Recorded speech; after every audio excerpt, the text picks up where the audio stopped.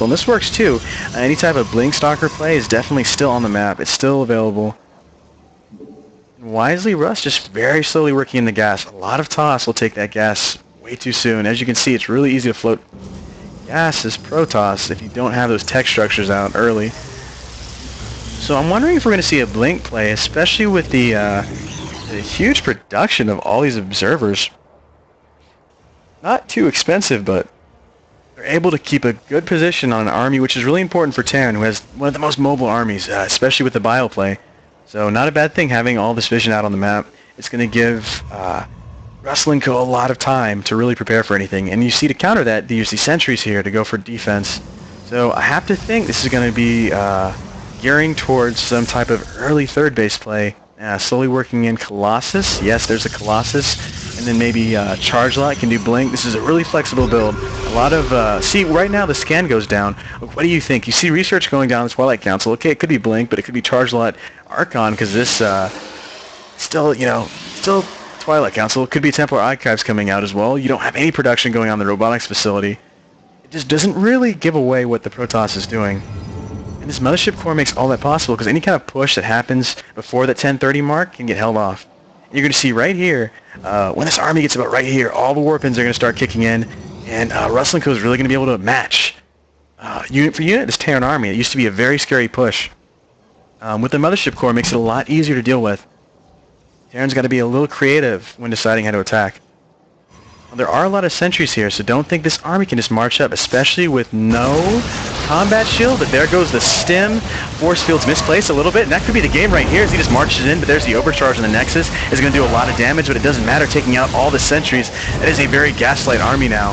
Now electing to run up into the main to do as much damage as possible. Is going to try to snipe the robotics bay, which would be huge. This canceling Colossus at this point gives him another 2 to 3 minutes of this early game play. Nothing but gateway units on the map now. The first Colossus still has a long time to come out, and Thermal Lance is not completed either. Not looking good right now for Ruslenko. This early push is just going crazy on the base. Units going down, workers, stalkers being warped in as they can, but this timing hit just so early. Usually it's about 10:30. You saw it come just really early, and that missed force field really just hit Ruslenko, because that just that turned the entire fight around. It was even on supply before the engagement, but just the missed force fields completely turned the tide of the battle. At the same time, though, that was still really good micro.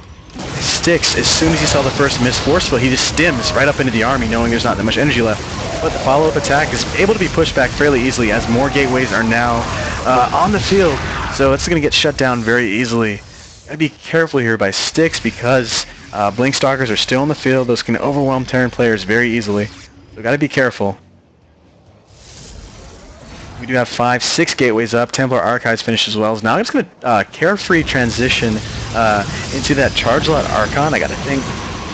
Especially because the robotics got taken out. There wasn't a Colossus even done yet. I think actually had that cancelled as well. They just canceled the production, didn't have Thermal Lance either. So can just go really not penalized as much as you would think, because didn't start Colossus production yet. Just got hit with an early timing. At the same time, Terran is still on 2 bases, so we're still very much at an even game. As much damage as Styx didn't really follow it up with an expansion. Kind of went for the kill, didn't get it, so we're even now. And now actually moving to take the 3rd. Pretty good timing there. Good sentry count, lots of Archons. We have Charge. High Templars being warped in as well. Sonic Storm, not quite yet done. It's going to take a little bit of time. You still got about 2 minutes until that's really a threat to the Bio Army, which is marching back in again. 128 supplies strong. Can do quite a bit of work right here. We'll see what really happens. I'm not sure how this is going to play out. Stims in, back out. Kind of just poking away at the army, taking out another Stalker, then dancing away with no losses. Trying to go for that sentry. It's well protected, though. Alright, Ruslenko in a really awkward spot now. Down in supply, has to split forces for this inevitable drop. Has to pull probes now because it knows that this is coming in. Gonna have to cancel that Nexus as well. Gets a cancel off, but now Terran Army's pinched. Pulls away with emergency thrusters fairly easily. Has to probably remake that. Again, though, still on 2 bases now. For Styx, but did finish the third command center finally floating on over there. Did instinctively start a Ghost Academy as well. So you jump right into that reactor, that Mobius reactor. But no, holding off on that. Instead, solidifying a third base. As you got to think Russell Cole will probably throw that right back down again. Just delayed, got the cancel off. Still has some money. Is starting to float now quite a bit. Again, we're now a little bit in favor of Styx, but once those High Templar get out, and the research is actually now done, so just a few good storms can completely win the game here. Templar is vulnerable, but it also has so much burst potential. Anytime you can cluster the Terran opponent, feedback on any of the ghosts, or just get a storm off, it's really going to turn the tide of the battle, especially any Colossus production starts as well. It's going to make it really difficult for that Terran player to trade one-on-one with that army. Wrestling Co. kind of vulnerable to some drops. Not a lot of defense going out. You see a Dark Shrine started, which is really good for late game harass as they move into more than 3 bases. Going to income, actually, we do see players fairly even. We do have a third landed with mules for the Terran player, so he's going to have the income advantage as well. Alright, Doom Army marching across the map. This is a really well-balanced Terran army that just shows they've not been harassed at all.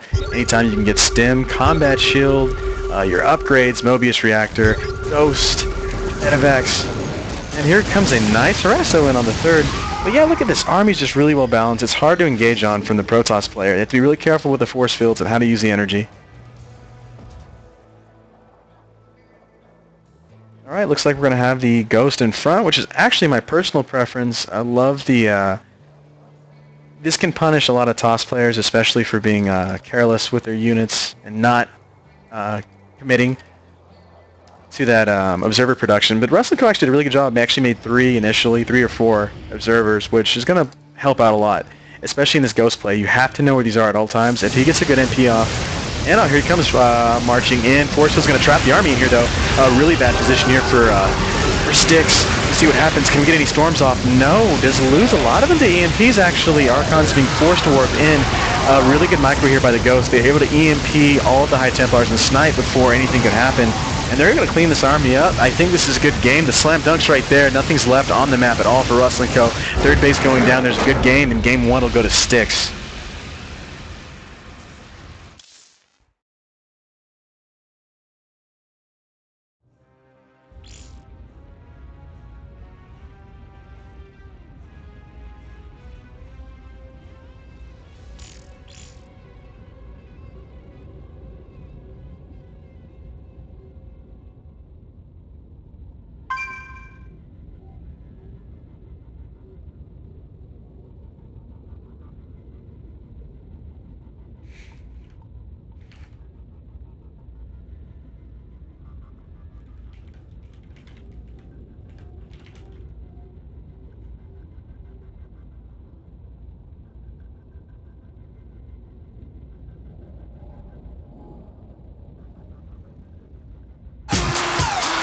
Alright, cool. So we saw some really cool play there by Terran. That's also a good thing for a player not to only be aggressive, but to know how to take advantage of windows.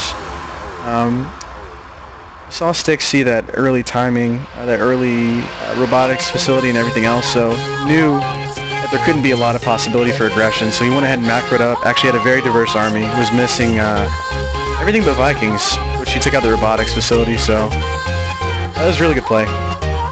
I like that composition. It's tough to pull off. Having to sink gas into that many ghosts mid-game is scary.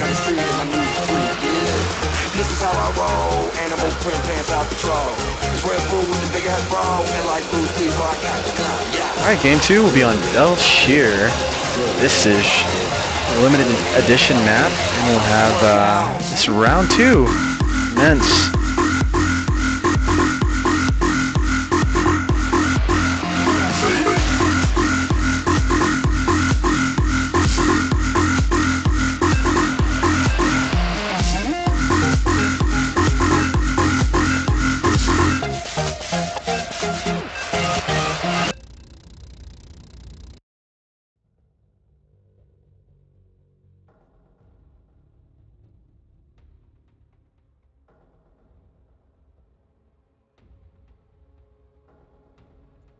Alright, cool. So we've got Belshir Vistage here. This is a really nice map. It's cool because it's got a lot of different characteristics to it. A lot of maps will be all about the third base.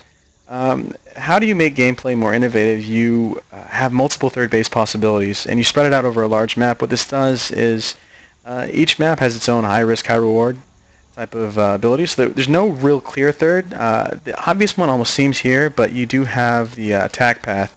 At the same time, the other third is on a higher ground, but has 2 attack paths and an airspace behind. So, I mean, it just depends on the playstyle and the build each player's going, but it really opens up a lot of diverse play to where you can't just know and start, timing what your opponent's third is going to be.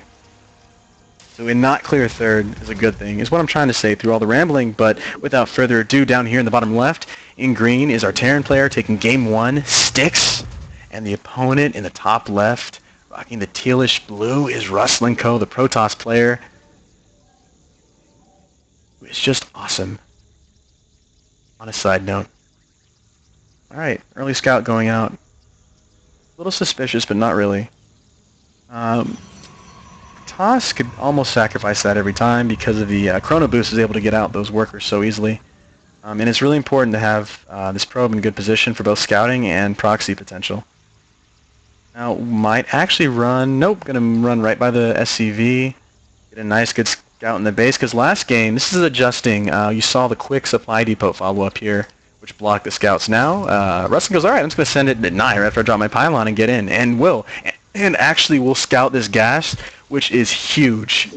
Huge. Knows there's not going to be another fast expand, so knows there's going to be pressure. It is very easy to block this off, halt production and start, but because of that little micro mishap, Terran is now kind of in a bad position. Has to do damage because it took gas early. The question is how. Terran is still a really diverse race in terms of early aggression, so you can still get a push of just Marines and Marauders, or you can get a drop of Widow Mine, so it's still that Ruslenko has to be honest still, so let's play safe. But he knows that there's pressure coming. Like, there's something coming, the gas wouldn't be taken for nothing, so the element of surprise is almost gone. And now going to give away the Reaper as well. And I like that because either getting expansion timing, which you saw the SCV come down as well.